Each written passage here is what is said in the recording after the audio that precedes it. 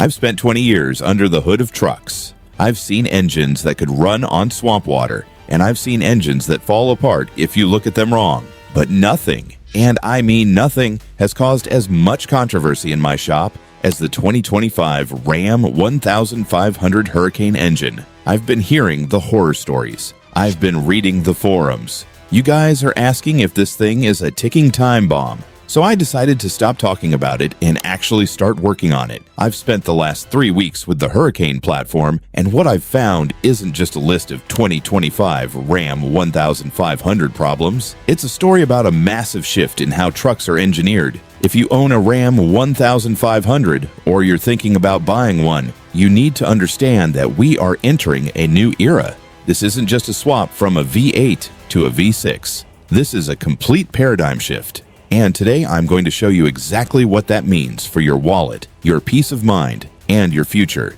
Grab a coffee because we're going deep.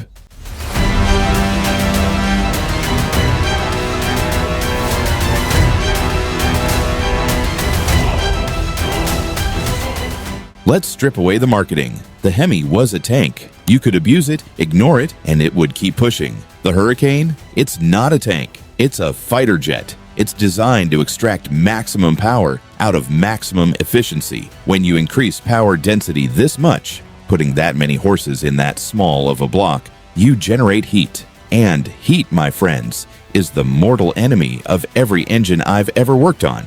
The biggest concern I have when looking at Ram Hurricane engine problems isn't that the engine is bad, it's that the engine is sensitive. During my teardown, I noticed the cooling channels are incredibly tight. The oil circulation system is far more intricate than anything we saw in the HEMI. This means one thing: if the cooling system is compromised, even for a moment, you're going to see turbo failure and you're going to see block failure. It isn't a design flaw. It's the reality of high-performance physics. The Hurricane is a fantastic piece of engineering, but it is an unforgiving one.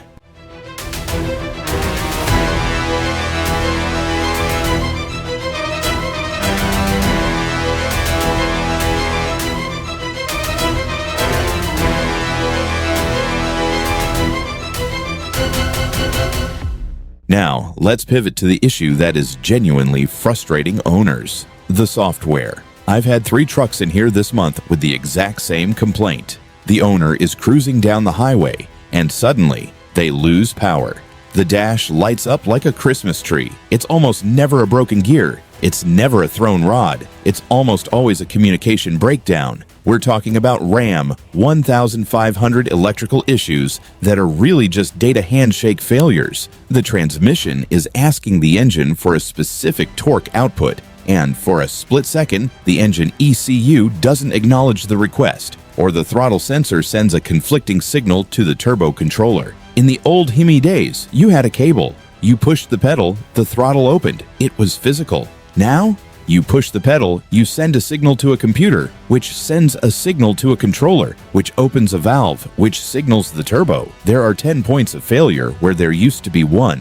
When people ask me if the 2025 Ram 1500 is reliable, I have to explain that we're defining reliability differently now. It's not just, does the rod break? It's, does the software stay stable? We are entering the age of the digital tune-up. And as a mechanic, I'm telling you, you need to embrace the fact that your next truck is a computer. If your shop doesn't have the latest diagnostic software updates from the manufacturer, they can't fix your truck.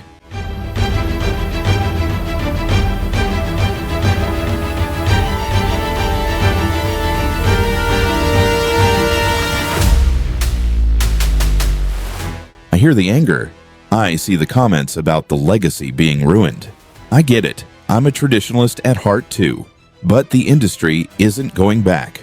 The HEMI is a chapter that's closing. What I want you to understand is that the Ram 1500 common problems of the past are changing. We aren't going to be talking about oil leaks from a main seal in 10 years. We're going to be talking about firmware updates, sensor calibrations, and turbo boost profiles. If you are a guy who likes the tactile feel of a truck, if you want something that's simple, robust, and feels like a hammer, yeah, get that used HEMI. Buy a 2024. Don't feel bad about it. It's a great piece of machinery. But don't ignore the Hurricane just because it's not a Hemi. The power, the torque curve, the way the truck handles, it's legitimately impressive. It's just not the same type of truck. It's a 21st century tool, and like any new technology, it requires a new way of thinking about maintenance and ownership.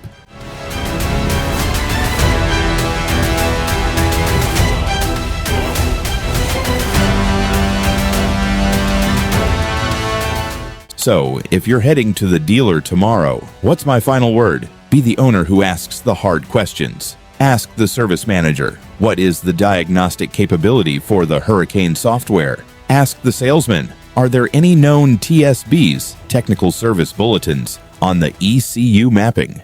If they look at you like you're crazy, you know you're the smartest person in the room. The Ram 1500 isn't broken. The niche is just evolving. The problems we are seeing are the growing pains of a massive technological shift. The question is, do you want to be part of that evolution, or would you rather stick with the proven legendary HEMI before it's too late? I've made my choice for my own garage, but your choice. That depends on how much you want to rely on the software and how much work you're willing to put into understanding this new beast.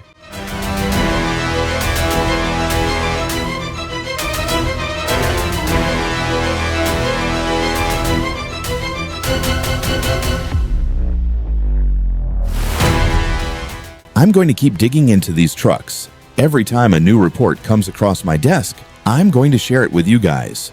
We need to be the collective voice of the Ram owner. If you've already bought a Hurricane-powered Ram 1500, tell me your experience in the comments. I don't want the marketing talk. I want the truth. Have you seen the lights come on? Has it driven flawlessly? Your comments are helping thousands of other buyers make their decision. And if you want to keep your truck running as long as humanly possible, regardless of what engine is under the hood, subscribe. We're going to be the ones who actually figure out how to maintain these modern monsters. Thanks for watching, and I'll see you in the comments.